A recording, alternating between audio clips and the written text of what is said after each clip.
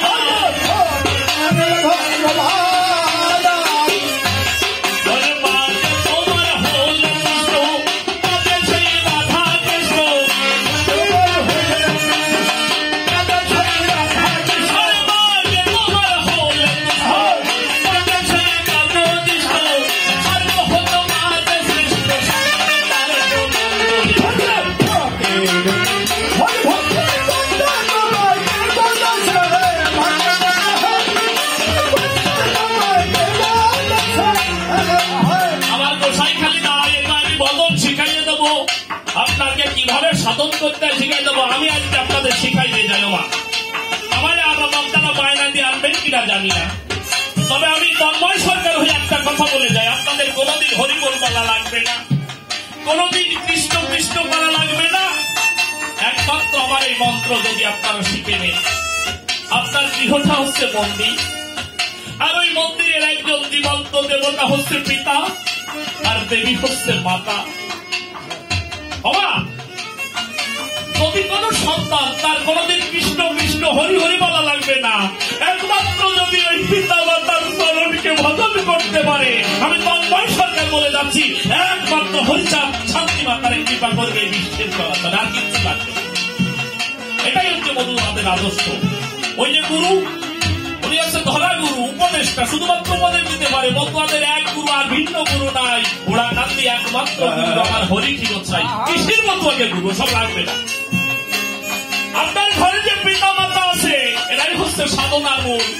তাই আমার হরিচাঁদ ঠাকুর নিজের মুখে বললেন, পিতা মাতা গাছের গোড়া, হরি গাছের ফল, তোরা গোড়া কেটে কেনা গায়ে ঢালির ফল, অত কিছু লাগবে না।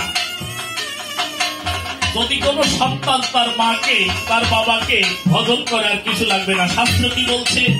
পিতা সর্ব পিতা ধর্ম পিতা হি পরমাং তপ পিতরি প্রীতিমা পণ্যে প্রিয়ন্তে সর্বদেবতা জননী জন্মভূমিষ্ঠা স্বর্গাদপি গরিয়সী।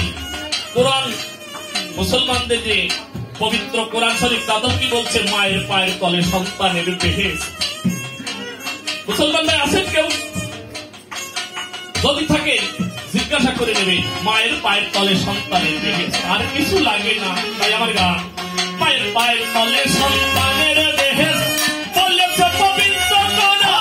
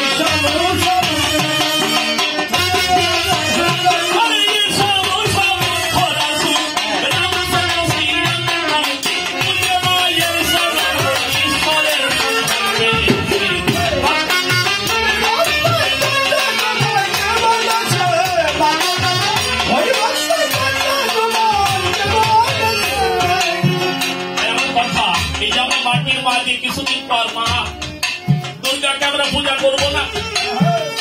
এই মূর্তি কি দিয়ে গড়ানো হয় মা?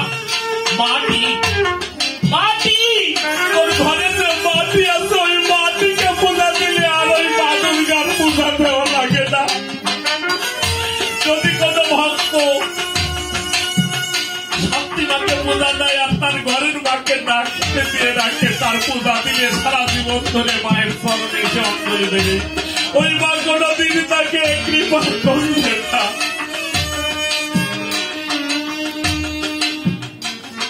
প্রতিমা, প্রতি ঘরে ঘরে যে মা আছে প্রত্যেক মাকে আগে পূজা করতে হয়, তাহলে আর কিছু লাগে না।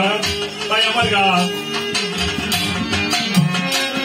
আরে আসল মাকে ফেলে কেন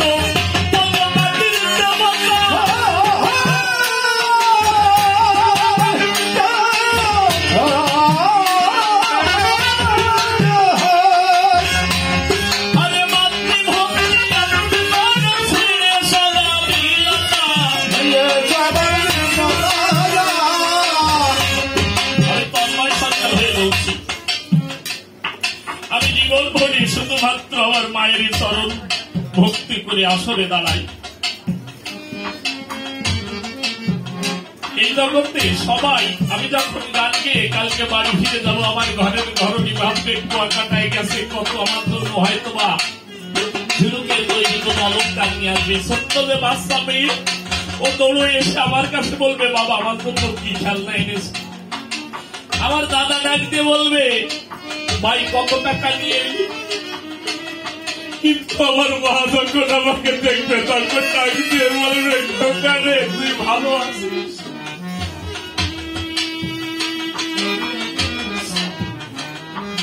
একমাত্র মা, এ জগতে মা ছাড়া আর কেউ ভালোবাসে না। আমি কিছুক্ষণ আগে আমার মায়ের কাছে ফোন করলাম, মা ভক্তরা আজকে অখুশি হয়েছে মা। আমার মা মামার বাড়ি গেছে, আমি মাকে প্রণাম করে গান গাইতে আসতে পারিনি। আমি বললাম